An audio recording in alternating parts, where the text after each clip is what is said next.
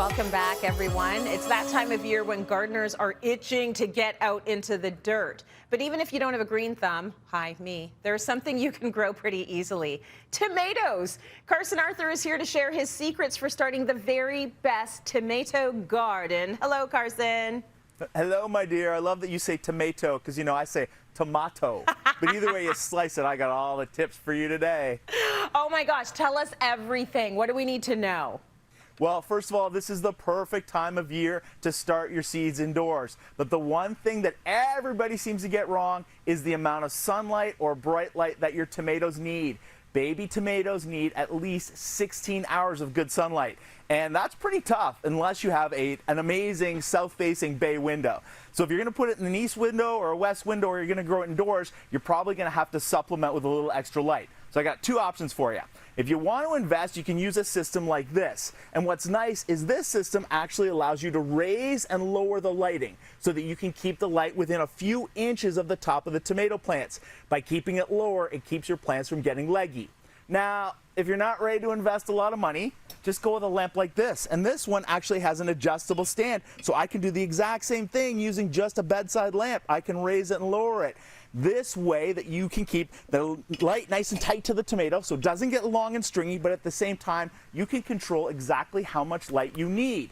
This gives you 16 hours, especially if you put it on a timer. So you don't have to do any guesswork, you can control it. And make sure you use a light bulb that has red and blue. So high levels so that you actually get good green growth on your plants.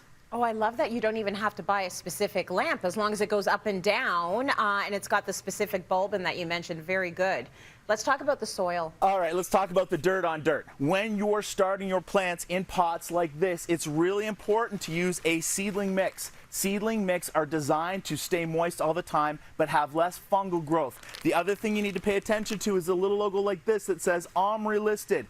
OMRI listed is new for us. It means that it's organically certified soil. So we now have a company that does all the certification for us so we don't have to worry about what we're feeding our plants.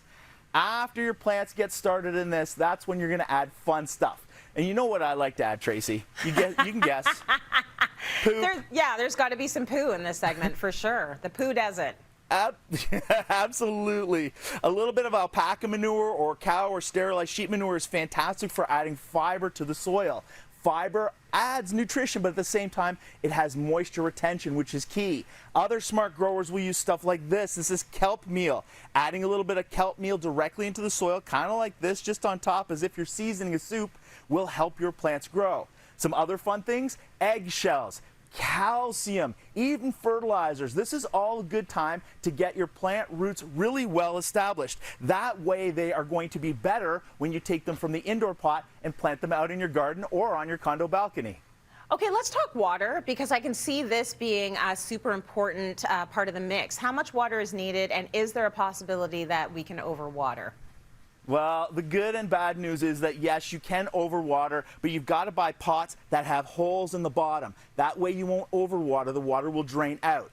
With baby tomato plants, they need to be kept moist all the time. They do not want to dry out at all. So watering often isn't a bad thing.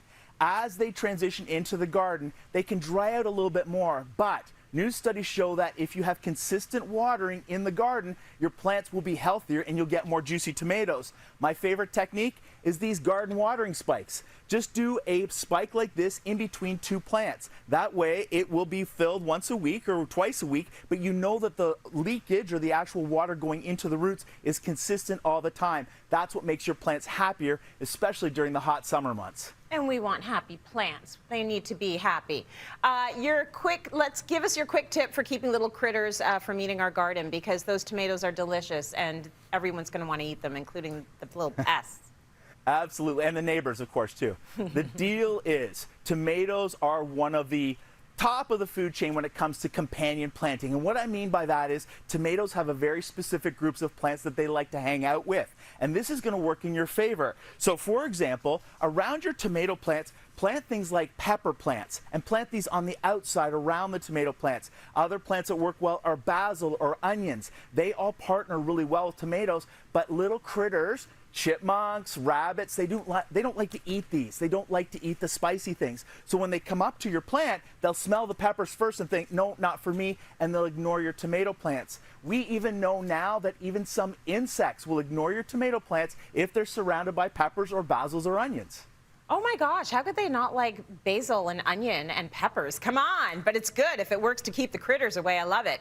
Now, Carson, stand by. We have a video from a viewer that is a big fan of yours, and it's about tomatoes. Let's take a look. My name is Miss Tiffany Morgan, and I'm a huge fan of both you and Cityline. As Kingston's preeminent gardening drag queen, I have a challenge for Carson. That's right, sweet peas. This year is going to be the best year for growing vegetables and food at home. And I challenge you, yes you, Carson, to a tomato growing contest. The biggest tomato of any variety wins. You better get planting because I have a few secrets of my own. And I know how to grow the biggest fruit. Carson, start your tomato seedlings and may the biggest fruit win. Oh my God, I love that. Did she say may the biggest fruit win? Yeah. All right, Queen, you are on. You are on, Queen. I am taking this challenge. That is amazing. And the reality is we know food prices are going to go up across the country. So what a perfect time for this type of video. I am floored that I've been challenged by a drag queen to grow tomatoes. Let's do this. This sounds awesome. We're going to be taking notes. We will be watching Tiffany. We will be watching you. Who grows the biggest tomatoes? Stay tuned to Cityline for all of that. I love that you're good to play ball, Carson. Great sport. And if anyone at home wants to know more about this tomato challenge, visit cityline.tv.